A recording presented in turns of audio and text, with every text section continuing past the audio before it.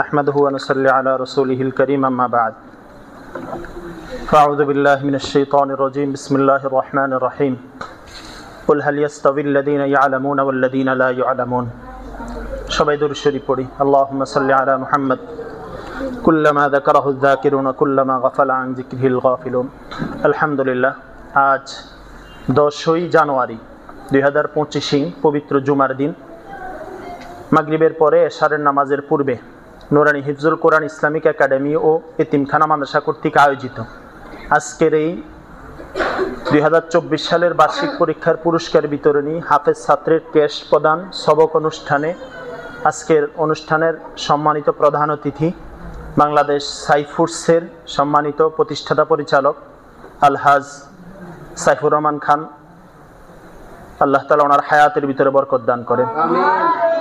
আমাদের মাঝে আমাদের অত্র মাদ্রাসার শিক্ষকবৃন্দ, পর্দানিশীন মা বোনেরা এবং আমার সামনে আমাদের কলিজার টুকরা ছাত্রবৃন্দ এবং এই ছাত্রদের আমানতদার দায়িত্বশীল পিতামাতা, আল্লাহ তাআলার শুকর যে আল্লাহ তাআলা আমাদেরকে কষ্ট করে হলেও হায়াতকে বৃদ্ধি করে আল্লাহ তাআলা এই একটা মহতি মজলিসে আসার তৌফিক দিয়েছেন। সবাই শুকরিয়া আদায় করি আলহামদুলিল্লাহ।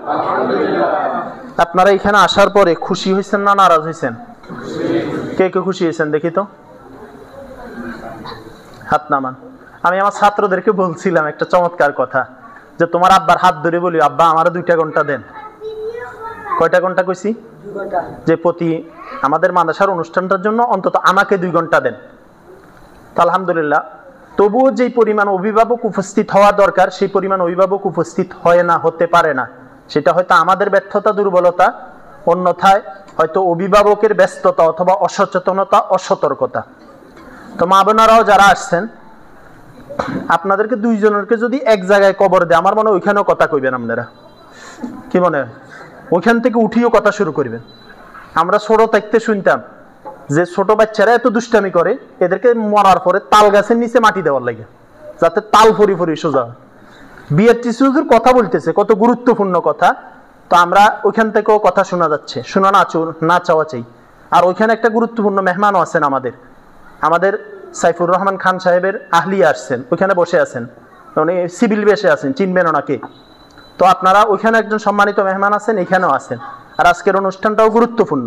তো আমরা যে কথাগুলো বলবো মনোযোগ সহকারে শুনবো ইনশাআল্লাহ। বলেন ইনশাআল্লাহ। আমি প্রাতিষ্ঠানিক বিষয়ে কিছু কথা বলবো, এরপর আমাদের প্রধান অতিথি আলোচনা করবেন একটু, এরপরে আমরা ক্যাশ দিয়ে দিব, এরপরে আমরা দোয়া করে ইনশাআল্লাহ আজকের মতো সবক অনুষ্ঠান শেষ করব ইনশাআল্লাহ। সবাই থাকবেন তো? আল্লাহ সবাইকে তৌফিক দেন, সবাই বলি আমিন। সম্মানিত উপস্থিতি, আসলে 1 নম্বর হলো আমার প্রথম কথা, দেখেন অনেকে আমরা অসচেতন হই, অসতর্কত হই। কিভাবে? যে বছর মাত্র শুরু হয়েছে, পড়বে আর কি, যাবে আর কি, আস্তে আস্তে গেলে কি হয়েছে, পড়ালেখা কি এখনো শুরু হয়েছে? আপনি আমাদের মাদ্রাসার খবর নিয়ে দেখেন, আমাদের মাদ্রাসা খোলা হয়েছে 31শে ডিসেম্বর 2024। 1 তারিখ থেকে আমরা ধারাবাহিক ক্লাস শুরু হয়ে গেছে, কোনো শিথিলতা নাই।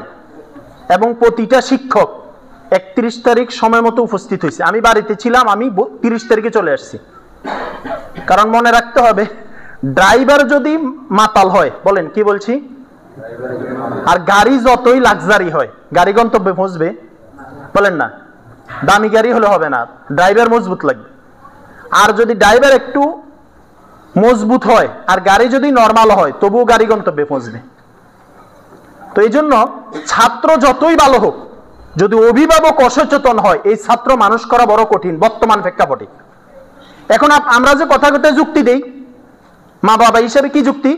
যে আমরা মানুষ হয়েছি না, আমরা পড়ছি না, আমাদের বাবাকে আমাদেরকে এত কথা কইছে না, এই যুক্তি এখন চলবো না। আমরা যখন পড়ালেখা করছি তখন সবার ঘরে ঘরে টিভি ছিল না, কি বলেন? সবার হাতে হাতে বড় মোবাইল ছিল না, সবার কাছে পুরা পৃথিবীটা হাতের আঙ্গুলের মাথায় ছিল না।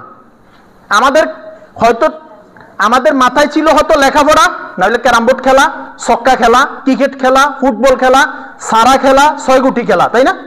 কিন্তু এখন বাচ্চাদের পড়ালেখার চেয়ে বড় মোবাইলের ফেরেশানি বেশি। এখন বাচ্চাদেরকে চোখে চোখে না রাখলে মানুষ করা সম্ভব না। তো এই জন্য আমার প্রথম কথা এবং দাবি, শুধু কথা না, দাবি। আরে ভাই তো ভাইয়ের কাছে দাবি করে না, ভাই বোনের কাছে দাবি করে, বোন ভাইয়ের কাছে দাবি করে। আমার প্রথম দাবি হলো আপনারা বছরের শুরুতেই সতর্ক হবেন, ইনশাআল্লাহ বলেন, বলেন ইনশাআল্লাহ। আচ্ছা বলেন তো, আপনার বাচ্চা জ্বর উঠলে ওষুধ খাওয়ানোর জন্য আপনি যত সতর্ক, এই মাদ্রাসায় আসতেছে কিনা, পড়তেছে কিনা, ক্লাস করতেছে কিনা এত সতর্ক আপনারা? উত্তর দেন, বলেন বলেন। যদি মাদ্রাসায় এমনি, আমাদের মাদ্রাসায় শাসন করার অনুমতি আছে, নির্যাতন করার অনুমতি নেই। আমাদের মাদ্রাসায় কি করার অনুমতি আছে? বলেন বলেন। নির্যাতন করার কি নাই? অনুমতি নেই। যদি কোনো কারণে কোনো শিক্ষক বাড়ি দিতে গিয়ে একটু উল্টা হয়, যে অভিভাবক পুরা মাস মাদ্রাসায় আসে নাই, আলহামদুলিল্লাহ এই অভিভাবক সাহেবও চলে আসছে, ঠিক না? তাহলে আসছেন, এটা দায়িত্ব, ওকে ফাইন, আমার এখানে কথা নাই। কিন্তু যে আসছেন আপনি, সাথে সাথে তো আপনাকে এটাও চিন্তা করা যে আমি এই বাচ্চাটা, আজকে একটা ছাত্র আমাদের মাত্র ভর্তি হয়ে আসছে, ওনাকে আমি বলছি, এখানে আছে উনি, যে ভাই প্রতি সপ্তাহ অন্তত একবার বাচ্চার খবর নেবেন, আমার সাথে কথা বলবেন, অফিসের সাথে কথা বলবেন, বিভাগের যিনি দায়িত্বে আছে ওনার সাথে কথা বলবেন, কারণ সন্তান আপনার। আমি আগেও জিজ্ঞেস করছিলাম আপনাদেরকে, আচ্ছা বলেন তো, সন্তানের দাম বেশি না সম্পদের দাম বেশি? সবাই বলেন বলেন। আচ্ছা, সম্পদকে আমরা যেভাবে হেফাজত করি, সন্তানকে সেভাবে হেফাজত করতেছি। এজন্য আমার প্রথম কথা হলো, বছরের শুরুতে আপনারা সতর্ক হবেন, ইনশাআল্লাহ বলেন। আজকে কয়েকটা পয়েন্ট, মোটা মোটা কথা আমি বলবো, আমাদের নাজবুল সাহেব যেভাবে বলছে পয়েন্ট আকারে শুনেন। এই কথাগুলো খুব গুরুত্বপূর্ণ। আমাদেরকে মানুষ টাকা পয়সা দিয়া, গাড়ি ভাড়া দিয়া, খাবার দিয়া, হাদিয়া দিয়ে এই কথাগুলো শোনার জন্য নিয়ে যায় বয়ানে, প্রোগ্রামে, কিন্তু আপনারা আমাদের অভিভাবক হওয়ার কারণে এই কথাগুলো ফ্রি শুনতে পারেন। আবার এখানে আসলে চা বিস্কিটও, ওমা আবার বিরিয়ানিও মাঝে মাঝে, তাই না? তবু আমরা আসি না, তবু আমরা কথা বলেন, ওমা আবার আসবো কেন? মাঝে মাঝে আমরা না আসলে বিরিয়ানি বাসায়ও ফাটাই দিই, কত সুবিধা। তবুও যদি না আসেন, কি করার আছে? আমরা মাঝে মাঝে দায়ী হই, আপনাদেরকে ডাকি, আপনারা আমাদের মেহমান হন। আর একটা কথা হলো, মূল কথা তো ভাই, এই মাদ্রাসার মূল গৃহস্থ অভিভাবক তো আপনারা, তাই না? আপনারা না, যদি আপনাদের বাচ্চাগুলো এই মাদ্রাসা না থাকতো, তাহলে আমরা কাদেরকে পড়াইতাম? আর আমরা না থাকলে কার কাছে দিতেন? আর যদি মাদ্রাসা না থাকতো, আপনারা ছাত্র কোথায় থাকতো, আমরা কোথায় থাকতাম? তাহলে তিনোটা খুব গুরুত্বপূর্ণ বিষয় বাচ্চাদের জন্য। আমার এই পয়েন্ট, মোটা পয়েন্টে কথাটা শুনেন, বলেন সবাই মুখে মুখে বলবেন, বলেন সন্তানের অধিকার, বলেন মাতা পিতার দায়িত্ব, বলেন দায়িত্ব মানে দেওয়া, দায়িত্ব মানে কি? অধিকার মানে পাওয়া। বাচ্চারা কথা বলো, অধিকার মানে কি? আগে দিবে বাবা মা, বলেন পাবে কে? এরপরে সন্তান যখন বড় হবে, আব্বা আম্মা যখন বার্ধক্যে পৌঁছবে, দিবে সন্তান, পাবে মা বাবা। এখন প্রথম শিওর হন, ঠিক করেন, আগে কে পাবে? সন্তান। আগে কে দিবে? পিতামাতা। সন্তান জন্ম থেকে নিয়ে সর্বমোট বড় বড় মোটা দাগে 14টা অধিকার আছে। এরপরে সন্তান যখন বড় হবে, আব্বা আম্মা যখন বয়োবৃদ্ধ হবে, তখন সন্তানের জন্য বা মাতা পিতা জিন্দা থাকলে 7টা, মরার পরে 7টা, মোট 14টা হক। এখানে সবচেয়ে যোগ বিয়োগ সমান কিনা বলেন? মাতা পিতা কয়টা দিবে? 14টা। মাতা পিতা কয়টা দিবে? আচ্ছা, পরে সন্তানেরা মাতা পিতাকে কয়টা দিবে? যদি আপনার প্রথম 14টা ঠিক মতে না দেন, পরের 14টা সন্তান একদম, যদি আপনি মরেও যান, দিবে না। তাহলে বুঝা গেল, টিট ফর ট্যাট, তুদিনু তুদানু, জৈসা করনা ওইসা বরনা। অর্থাৎ তুমি যেমন করবা তেমন পাবা। আমি যদি আমার সন্তানের অধিকারগুলো ঠিকভাবে আদায় করে দেই, আমার সন্তান, আমি যখন বার্ধক্যে পৌঁছবো, আমার সন্তান আমার অধিকারগুলো বুঝাই দিবে। আপনারা যেহেতু অভিভাবক, এই কথাগুলো খুব গুরুত্বের সাথে বুঝা। 1 নম্বর সন্তানের অধিকার হলো একটা ভালো মা দেওয়া। কি দেওয়া বলেন? এখন তো বিয়ে তো করে ফেলছেন, বিয়ে করার আগে তো দরকার ছিল। বিয়ে করা ফরজ বুঝে আমরা, শুধু আমরা তো বিয়ে শুনলে পাগল যে বিয়ে করা ফরজ, কিন্তু স্ত্রীর কি কি অধিকার এটা জানাও তো ফরজ। তালাকের মাসালা জানা ফরজ, মোহরের মাসালা জানা ফরজ, সাক্ষীর মাসালা জানা ফরজ, এজিন জানা ফরজ। 1 নম্বর হলো সন্তানকে ভালো একটা মা দেওয়া, সন্তানকে ভালো একটা বাবা দেওয়া। বলেন সন্তানকে ভালো একটা কি দেওয়া? মা। সন্তানকে ভালো একটা পিতা। এটা কার অধিকার? একটু আমার সাথে কথা কন না, কথা কন। এটা কার অধিকার? সন্তানের অধিকার। দিবে কে? পিতামাতা। বলেন পিতামাতা। তোমরা বুঝতেছো নি? দিবে কে? পাইবে কে? এক নাম্বার কি? ভালো মা ভালো বাবা। মনে রাখবেন, জমিনের ফসল যতই ভালো হোক, যদি বীজ ভালো না হয়, বলেন, মা হইল ফসল আর বাবা হইল বীজ। আচ্ছা, জমিন খুব উর্বর অথবা জমিন কম দুর্বল, একদম দুর্বল, ফসল ভালো হইল, বীজ যদি ভালো হয় ফসল তেমন ভালো হয় না। এই জন্য মনে রাখবেন, মা বাবা দুইজনের ভূমিকা সন্তান মানুষ করার ব্যাপারে খুব গুরুত্বপূর্ণ। আমরা তো একটু থেকে একটু আগে লোক হয়েছে তোর ফোলা তুই বুঝস, স্বামী বউরে কয়, তাই না? বউ স্বামীরে কয়। আসলে সন্তান কি একজনের না দুইজনের? বলেন। আরে ভাই, সন্তানের দায়িত্বের ব্যাপারে বাপের অধিকার বেশি। মাসালা, যদি কোনো মহিলা বলে যে আমি তোমার ছেলেকে দুধ খাওয়াবো না, তার বলার অধিকার আছে। কথা বুঝেন না? যদি কোনো স্ত্রী বলে যে মাসালা, যে আমি আমার গর্ভের সন্তান তোমার ওরসে এসছে, আমি যদি তোমার বাচ্চাকে দুধ পান করাই তো মাসে আমার 2000 টাকা দিতে হবে, তার বলার অধিকার আছে। হ্যাঁ, আপনিও বলার অধিকার আছে, বউ যদি অসুস্থ হয় আমি তোমার চিকিৎসা করাবো না, তোমারটা তুমি করাও। মনে রাখবেন, সব সময় ফতোয়া দিয়া জীবন চলে না। কি বলছি বলেন? তাকওয়া লাগে। কি লাগে? তাহলে এক নম্বর হলো কি? বলে গেছে, ভালো একটা মা বাবা। দুই নম্বর হলো স্বামী স্ত্রী যখন দাম্পত্য জীবন বছর করবে, চলাফেরা করবে, ইসলাম মতো শরীয়ত মতো চলা। এরপরে সন্তান হওয়ার পরে 12টা হক। এক নম্বর, সন্তান হওয়ার পরে ডান কানে আজান দেওয়া, বাম কানে ইকামত দেওয়া। বলেন, ডান কানে আজান, বাম কানে ইকামত। বলেন, সবাই বলেন, ডান কানে আজান, বাম কানে ইকামত। 2 নম্বর, তাহনিক করা। তাহনিক কি? বাচ্চা জন্ম হয়েছে, মায়ের দুধ মুখে দেওয়ার আগে কোন একজন বুজুর্গ থেকে একটু কিসমিস, একটু খেজুর, একটু মধু আইনা থুতু দিয়া বাচ্চার পেটে দেওয়া, বাচ্চার মুখে দেওয়া, যাতে পেটে ঢুকে। অর্থাৎ দুনিয়ার কোনো খাবার পৌঁছার আগে এই বাচ্চার মুখে কোনো না কোনো আল্লাহওয়ালা থুতু পেটের ভিতরে ঢুকছে। সুবহানাল্লাহ। বলে, হুজুর রাতে 3টা বাচ্চা হয়েছে, এই সময় হুজুর পাবো কোথায়, বুজুর্গ পাবো কোথায়?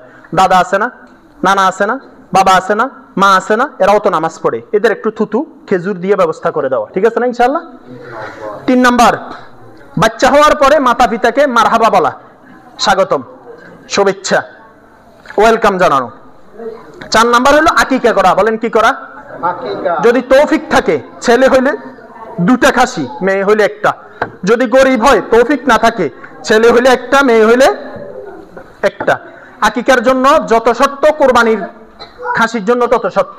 আচ্ছা, এখন এখানে বলেন তো, আমাদের দেশে গ্রামে তো মাসালার অভাব নাই, আকিকার গোশত মাতা পিতা খাইতে পারবো নি? বলেন না। দাদা দাদি খাইতে পারবো নি? আকিকার গোশত সবাই খাইতে পারবে, কারো জন্য কি খাবার না খাওয়া সমস্যা নাই। আচ্ছা, 5 নাম্বার হলো সন্তানের ভালো একটা নাম রাখা। কি নাম রাখা?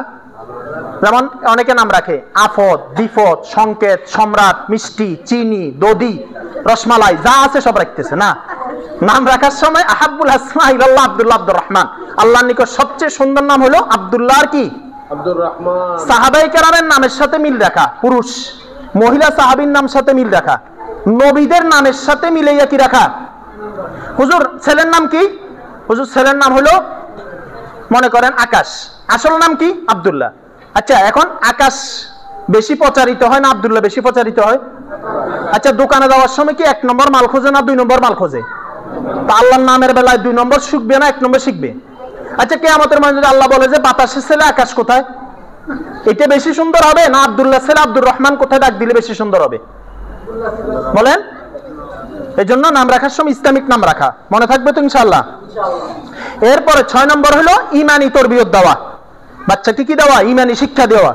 অর্থাৎ নিজেও জাহান্নামের আগুন থেকে বাঁচা, সন্তানকেও জাহান্নামের আগুন থেকে, কথা বলেন, বাঁচানো।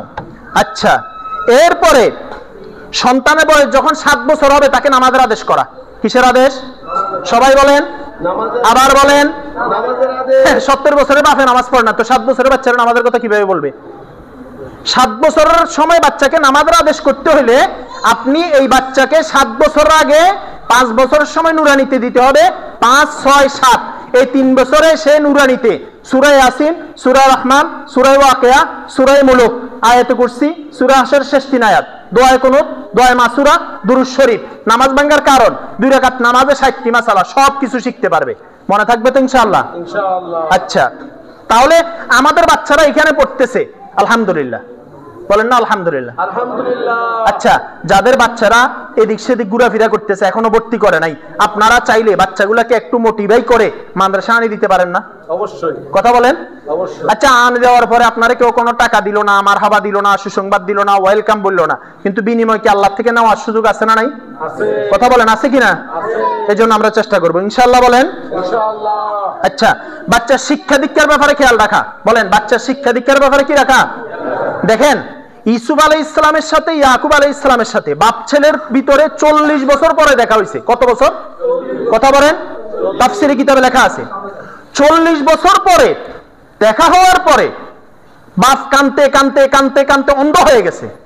প্রথম প্রশ্ন ছেলেকে বাপের, বাবা 40 বছর তো তোমাকে আমি হারাই ফেলছিলাম, তোমার ঈমান আমলের অবস্থা কি আমাকে বলো। সুবহানাল্লাহ বলেন। তো আব্বা আমার জন্য এত কান্না করছেন কেন? তোমার জন্য কান্না করি নাই, তুমি কোথাও না কোথাও আছো, তোমার ঈমান আমলের হালত কি আমি তো জানি না, এই জন্য আমি কান্না করতেছি। সুবহানাল্লাহ বলেন। হ্যাঁ, যদিও শরীয়তের মাসআলা আছে, বাচ্চা সাবালক হয়ে গেলে মাতা পিতার দায়িত্ব আর বর্তায় না, কিন্তু এটাও মনে রাখতে হবে মাতা পিতা সবসময় মাতা পিতা থাকে। শিক্ষক, মনে করেন আপনি এখানে একসময় চাকরি করছেন, এখন আপনার সাবেক কর্মসংস্থান, কিন্তু বাপ সাবেক হয় কখনো? এটা আমার আগের আব্বা ছিল, কথা বলেন না, এটা আমার আগে মা ছিল, এখন মা নাই, বলেন না। এটা আমার আগে আব্বা, এখন আব্বা নাই, আব্বা পাল্টাই ফেলছি, সম্ভব? মা পাল্টাই ফেলছি, সম্ভব? পোলা পাল্টাই ফেলছি, সম্ভব? আমাদের দেশে কথা কথা একটা কথা বলে, তোরে ত্যায্য পুত্র করে দিমু। ত্যায্য পুত্র, মনে রাখবেন, শরীয়তের দৃষ্টিতে ত্যায্য পুত্র কোনো শব্দ নাই। বলেন, কথা বলো কেন তোমরা? শরীয়তের দৃষ্টিতে ত্যায্য পুত্র এটা কোনো শব্দ নাই।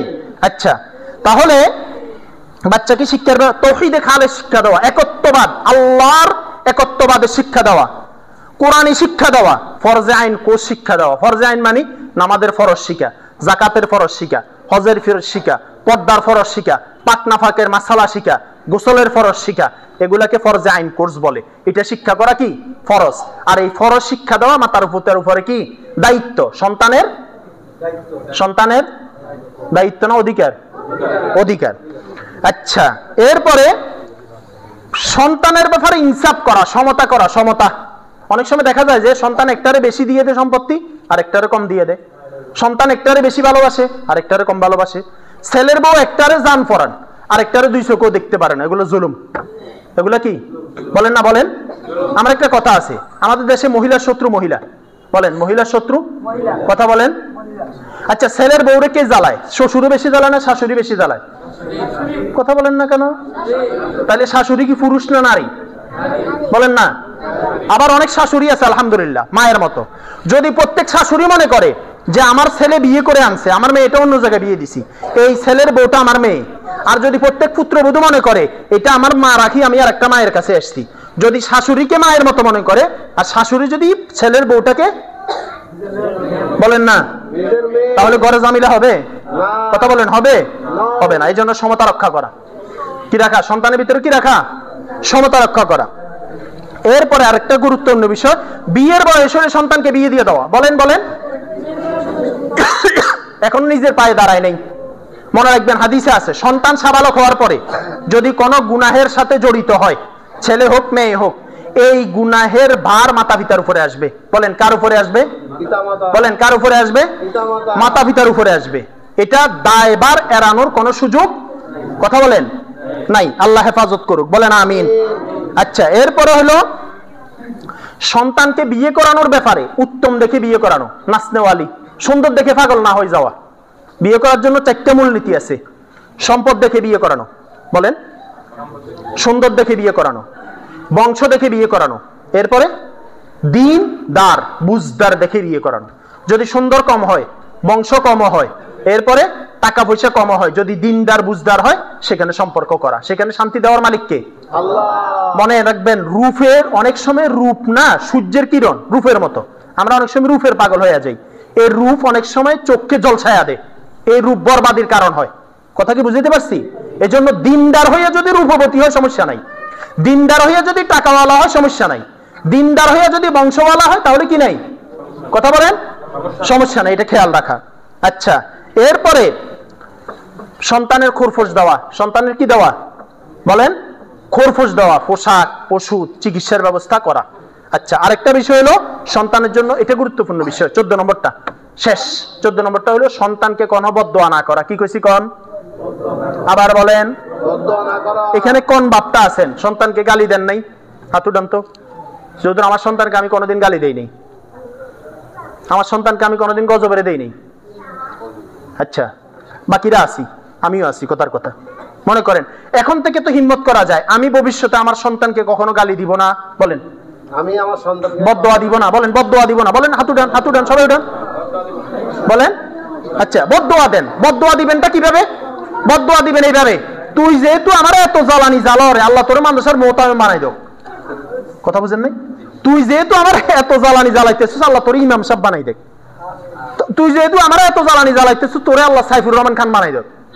কথা বুঝেন নাই? তুই যেহেতু আমার এত জ্বালানি জ্বালাইতেছিস, আল্লাহ তোর বিএটি সুজুর বানাই দেখ। কথা বুঝেন নাই?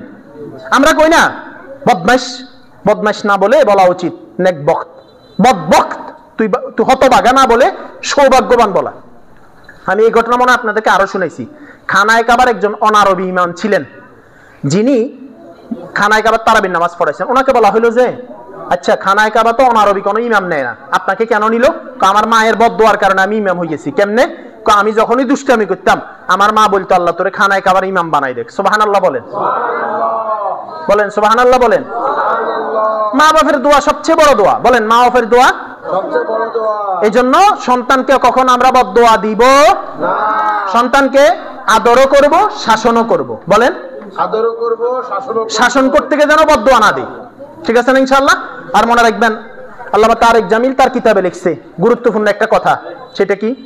সেটা হলো বলছেন যে যদি সন্তানকে কোনো কারণে মা বদদোয়া দে, বাবা বদদোয়া দে, আর এই বদদোয়াটা কেমন হয়, অনেক সময় আল্লাহ বদদোয়াটা কবুল করে রাখে। সন্তানটা যখন যুবক হয়, চাকরি করে, বাকরি করে, মাতা পিতাকে নিয়ে স্বপ্ন দেখে, নাতিপুতি আসে, হঠাৎ করে বাচ্চাটা অ্যাক্সিডেন্ট করে মারা গেছে, হঠাৎ করে হার্ট অ্যাটাক করে মারা গেছে। এখন যখন এই বাচ্চাটা কান্না, বাচ্চা মরার পরে মা বাবা কান্না করে না, তখন ফেরেশতা বলে, এই তুমি কাঁদতেছে কেন? তুমি যে বদদোয়া করছিলে, আল্লাহ তোমার বদদোয়াটা তখনই কবুল করছিল, আর এই বদদোয়াটা এখন কি হয়েছে? গ্রহণযোগ্য হয়েছে। এই জন্য সন্তানকে বদদোয়া দিব না, ইনশাআল্লাহ বলেন। ইনশাআল্লাহ। আমি যদিও সংক্ষেপে বলে গেছি, এগুলো বিস্তারিত কথা আছে, মূল পয়েন্টগুলো বলছি বছরের শুরুতে আপনারা খেয়াল রাখার জন্য। তার ভিতরে বাচ্চার ঈমান আমলের হেফাজতের খেয়াল রাখা, ইনশাআল্লাহ বলেন। ইনশাআল্লাহ। আচ্ছা, আরেকটা বিষয় হলো, আমাদের বিষয়ে আপনাদের কোনো অভিযোগ, অনুযোগ, আবদার, আলোচনা, সমালোচনা, পরামর্শ, যেই কোনো বিষয় আপনারা আমাদেরকে জানাবেন, ইনশাআল্লাহ বলেন। ইনশাআল্লাহ। আপনি আমাদের উপরে কোনো কারণে রাগ আছে, অভিমান আছে, আমি মুহতামিম হিসেবে হয়তো আপনি আমার সাথে এখন কথা বলতে চাইছিলেন, আমি আরেকটা ব্যস্ততার কারণে আপনার সাথে কথা বলতে পারিনি, হইতে পারে না? আপনি আসছিলেন আমার সাথে দেখা করতে, হয়তো আমি মাদ্রাসায় নাই। আপনি আসছিলেন, হুজুরে আপনার ছেলেটাকে শাসন একটু বেশি করে ফেলছে, অথবা একটু আইন বেশি করে ফেলছে, অথবা আপনার সাথে সুন্দর করে বলো একটু গরম হয়ে বলে ফেলছে, আমাদের উপর অভিযোগ আছে না? তা আপনি অভিযোগটা আমাদেরকে জানাবেন, ইনশাআল্লাহ বলেন। ইনশাআল্লাহ। অভিযোগ আমাদেরকে জানাবেন, আমরা সর্বোচ্চ আন্তরিকতার সাথে আপনাদের অভিযোগগুলা সমাধান করার চেষ্টা করবো, ইনশাআল্লাহ বলেন। ইনশাআল্লাহ। আচ্ছা, আরেকটা গুরুত্বপূর্ণ বিষয়, আপনার ছেলেটা প্রতিদিন মাদ্রাসায় আসে কিনা? আজকে আমাকে এক অভিভাবক বলছে যে হুজুর, এই 24 ঘন্টা আমার ছেলেটার সাথে আমার 15 মিনিট দেখা হয়, শুধু লাঞ্চের সময়, আর অন্য সময় দেখা হয় না। আচ্ছা বলেন তো, এই সন্তানটা প্রতিদিন মাদ্রাসায় আসতেছে কিনা? প্রতিদিন খাবারটা ঠিক মতো খাইতেছে কিনা? সবকটা ঠিক মতো দিতেছে কিনা? তার গোসল ঠিক মতো হইতেছে কিনা? শরীরটা সুস্থ আছে কিনা? হুজুররা ক্লাস করতেছে কিনা? তার বইগুলো আছে কিনা? খাতা আছে কিনা? কলম আছে কিনা? তথ্য বই আছে কিনা? নাদরার শীট আছে কিনা? এগুলো সন্তান হিসাবে মাতা পিতার জানা থাকা দরকার না? বলেন না ভাই, বলেন, বলেন না, বলেন দরকার কিনা? তা আপনারা যে হুজুর আমাদেরকে আসি, অনেকে বলে হুজুর আপনাদেরকে কি আমরা অবিশ্বাস করিনি, আপনাদের উপর ভরসা করে দিয়ে দিচ্ছে। আমাদের উপরে ভরসা করি তো কোনো সময় স্বর্ণ দেন নাই, যে হুজুরা 5 ভরি স্বর্ণ ঘরে নিরাপদ না আপনাদের কাছে রাখছি। আমাদের উপরে ভরসা করি তো ব্যাংকের পিন নম্বর দেন নাই, বিকাশের পিন নম্বর তো আমাদের উপরে ভরসা করে দেন নাই। বলে হুজুর এটা রিস্ক আছে, সন্তানও রিস্ক আছে। আমি কি কথা বুঝাতে পারলাম? সন্তানও রিস্ক আছে। আপনি আমাদের উপরে ভরসা করেন ঠিক আছে, কিন্তু স্বর্ণ দিয়ে কোনো সময় ভরসা করেন নাই, 2 লাখ টাকা দিয়ে কখনো ভরসা করেন নাই। শুধু আমাদের হুজুররা মাঝে মাঝে বলে, হুজুর অনেক অভিভাবকরা তো এইখানে মানে এটা নিরাপদ, কারণ বাসায় দুষ্টামি করে, ওরা চাকরি করে, কি করবো এখানে আনি দিয়ে গেছে, পুরা মাসেও খবর নেয় না। এটা নেওয়া, আপনাদেরকে বলতেছি না, এটা নেওয়া দরকার আছে কিনা বলেন না? বলেন। আমরা খুব আমানতদার, একদম আপনি খুব আমানতদার ছাত্র, আপনারা কেউ না আসলে পড়া ঠিকমতো চলতেছে, তবু আপনার সন্তান না, বলেন না সন্তান কিনা, আপনার খবর নেওয়া দরকার না? প্রতিদিন আসে কিনা খবর নেন। আপনার ছেলের রেজাল্ট, আমি একটা কথা এখানে বলি, ছেলে 1 নম্বর হোক এটা প্রতি মা বাবা চায়, কিন্তু 1 নম্বর হওয়ার চেয়ে আদবওয়ালা বেশি দরকার। বলেন, আদবওয়ালা হওয়া বেশি, আখলাকওয়ালা হওয়া বেশি। অনেক সময় মা বাবা, এই যে রেজাল্ট শিট আছে না, রেজাল্ট শিটটা না দিলে অনেক মা বাবার মন খারাপ হয়ে যায়, আমার ছেলেটা 1 হইলো না। আচ্ছা ভাই, এ একটা ক্রেস্ট, কেমন, এটা একটা ছাত্রের জন্য সম্মাননা, পুরস্কার অথবা স্মৃতি, কেমন। আচ্ছা মনে করেন একটা ক্রেস্ট বানাইতে 150 টাকা খরচ হয়েছে, এই ক্রেস্টটা আপনার ছেলে কোনো কারণে পায় নাই, এখন যদি ছেলেটাকে আপনি টর্চারিং করে, আচ্ছা আমার ছেলেটা এখানে পড়ে সাইদ বিন আমিন, এ সিরিয়ালে খ নম্বরে 12 নম্বর হয়েছে সিরিয়াল, কত কথা বলেন, তাইলে সবচেয়ে বেশি কষ্ট পেলে আমিনা পাওয়ার দরকার ছিল, কথা বলেন না, আমিনা পাওয়ার দরকার ছিল। আমি এখনো দেখি নাই ওরে কোন বিষয়ে কোন হুজুরে কত নম্বর দিচ্ছে, আমার দেখার দরকার নাই। বিভিন্ন প্রতিষ্ঠানে এই বছরের শেষে আসি একটা কাজ করে, কি করে, 90 থেকে 100-এর ভিতরে নম্বর রাখে। আপনি রেজাল্ট শিট দেখেন, আমাদের এখানে 33 নম্বরও আছে। এটা হলো আমানত, বলেন এটা কি, কথা বলেন।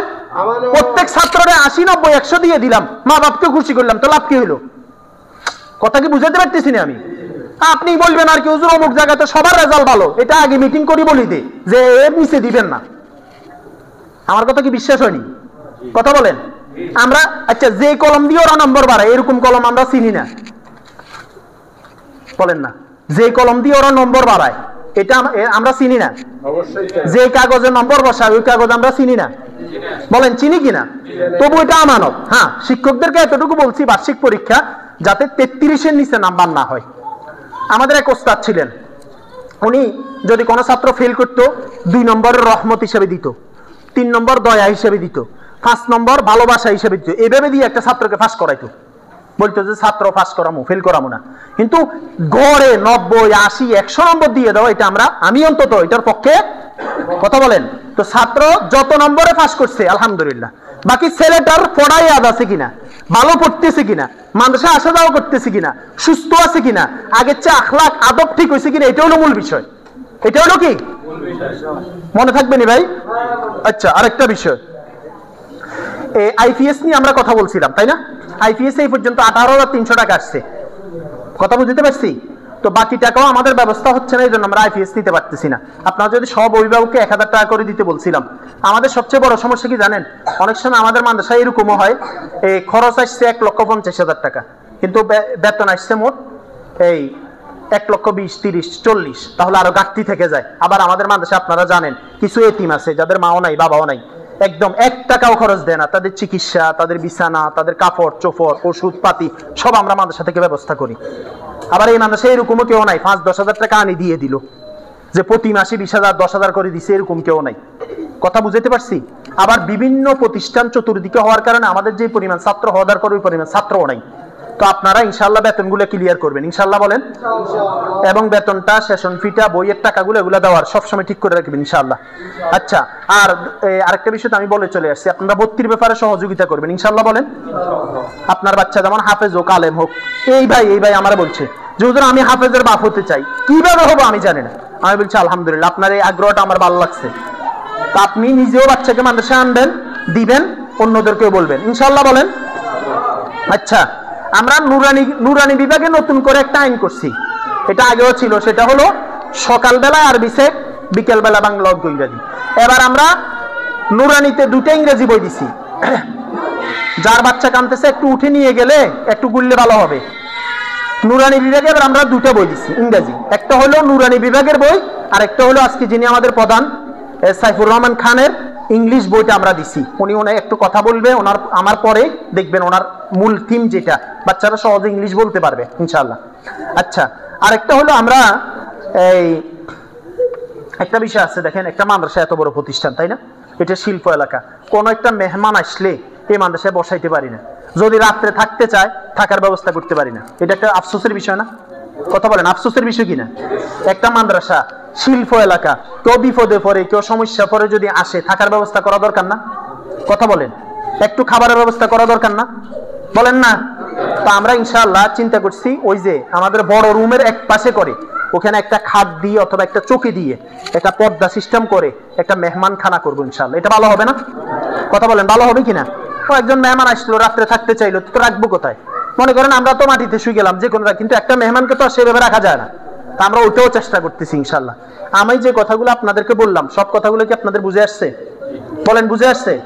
আচ্ছা, ছাত্রকে প্রতিদিন মাদ্রাসায় পাঠাবেন কে কে? দিকে হাত উঠান ইনশাল্লাহ। বলেন, ছাত্রের ব্যাপারে খবর নিবেন কে কে?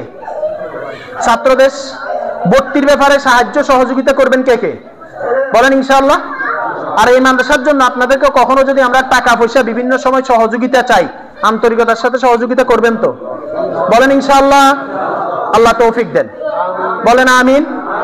আর ভাই একটা দেখেন, এই শেষে একটা কথা বলি, একটা আফসোসের কথা বলি। বাবারা তোমরা কথা বলিও না, একটা আফসোসের কথা বলি। স্কুলে যখন বাচ্চা পড়ায় তখন স্কুল কখন ছুটি হয় এইটা আগে জানে, এরপরে মাতা পিতা প্রোগ্রাম সেটিং করে, ঠিক না কথা এটা? আর মাদ্রাসার ব্যাপারে করে কি, নিজে আসি ছুটি নেয়, বাচ্চারা বলে আমরা অমুক দিন বিয়েতে যাবো, বাচ্চার মন ছটফট করে, ওনারা আমাদেরকে বলে যদি বিয়েতে যাইতে হইব, বাচ্চা নিতে হইব, না নিয়ে উপায় নেই। স্কুলের বিষয়ে ওনারা স্কুল কখন ছুটি দেয় বন্ধ হয় সেই হিসেবে ওনারা প্রোগ্রাম সেটিং করে, আর মাদ্রাসার বেলায় প্রোগ্রাম সেটিং করে আমাদের থেকে ছুটি নিতে আসে। আর ছুটি না দিলে বিপদ, দিতে হইব। বুঝেন নাই? এক সোরার জিজ্ঞেস করছে, তুই যে এত মায়ের খাস কেমনে খাস? কয় যে বাবু রে, বান্দি ফিটেলে তুমিও করতে পারবা, তুমিও খাইতে পারবা, চিন্তা করিও। এখন যখন আসে অভিভাবক, যখন বাচ্চা নিতে আসে ছুটির জন্য, বুঝো ছুটি দিতেই হইব। এই বিয়েতে না গেলে আমার মান ইজ্জত সম্মান বেইজ্জত কিচ্ছু থাকতো না, দিতে হইব। নারী ছেলে নিয়ে যাবো, ছুটি ছেড়ে নিয়ে যাবো, তো কি করবেন আপনি? এক বছর শেষ হয়েছে না? বলেন, শেষ হয়েছে নি? নতুন বছর আইছে, ওনারা প্রতিষ্ঠান আরেকটা প্রতিষ্ঠান দেখিয়ে এসছে, ছাত্র ভর্তি করা এসছে, সব করছে। এরপরে কইছে হুজুর এখন তো আমরা এখানে রাখবো না, অমুক জায়গায় আমরা ছাত্র ভর্তির ব্যাপারে কথা বলে চলে এসছি, একটু দোয়ার জন্য আনছি। কিসের জন্য? কথা বলেন না। মানে আমরা দোয়ার গোড়াও নিয়ে বসে রয়েছি, আমরা দোয়া করে দিলে হয়েছে। এটা কি ঠিক? বলেন না। আচ্ছা, একটা বাচ্চা বসা থেকে আমরা এটার দাঁড় করানো শিখলাম, এটা মনে করেন এমনি আস্তে আস্তে হাঁটে, এটার ভালো করে হাঁটা শিখাইলাম, এটা এখন দৌড়াইতে পারে। এটাকে আমরা মানে একদম গড়ার মতো করে যখন ঘুরছি, একে নিয়ে যখন আমরা আশা করি, স্বপ্ন দেখি, ভালো কিছু দেখি, তখন ছাত্রটা যদি আমাদের থেকে নিয়ে যায় আমাদের খুব ভালো লাগে। কথা বলেন না। আচ্ছা, ভালো না লাগার পিছনে দুইটা কারণ আছে। এক নম্বর হলো আমাদের ছাত্রটা আমরা যেই নিয়মে কানুনে পদ্ধতিতে আইনে করছি, অন্য জায়গায় গিয়ে সেই নিয়ম আইন কানুন হয় না। আমাদের মাদ্রাসায় এই বছরও একটা ছাত্র ভর্তি হয়েছে, এই ছাত্রটা এখান থেকে 7 পারা পড়ে গেছে, 7 পারা হেফজ করে গেছে। এই আসি সে বলতেছে তার 10 পারা শেষ হয়েছে, 10 পারাই আপনি এখন আবার শুরু থেকে পড়তেছে, 1 বছর হয়ে গেছে প্রায়। তাইলে লস কি আমাদের হলো না তার হলো? বলেন না, কথা বলেন না। এই জন্য ভাই, ছাত্র যদি একটা লাইনে পড়তে থাকে, একটু কষ্ট হইলেও, যদি টাকা পয়সার লাইনেও কোনো কষ্ট হয়, সমস্যা হয়, আমাদেরকে জানাবেন ইনশাল্লাহ। বলেন, যে কথাগুলো বললাম সেগুলোর উপর আল্লাহ আমাকে আমাদের সবাইকে আমল করার তৌফিক দেন। সবাই আমিন বলেন। আমার কোনো কথা রাগ করছেন নি? বলেন, রাগ করলেও মাফ চাই, দোয়া করবেন, মাফ করে দিবেন। আর ভাই ভাই হিসেবে বললাম, বোন হিসেবে আপনাকে বললাম, মা হিসেবে বললাম, এরপরে ছোট বোন হিসেবে বললাম, বড় বোন হিসেবে বললাম, ছোট ভাই হিসেবে বললাম, বড় ভাই হিসেবে বললাম। আল্লাহ তাআলা যে কথাগুলো বললাম সেগুলোর উপর আমাদের সবাইকে আমল করার তৌফিক দেন। ওয়া মা আলাইনা ইল্লাল বালাগ। আসসালামু আলাইকুম ওয়া রাহমাতুল্লাহি ওয়া বারাকাতুহু।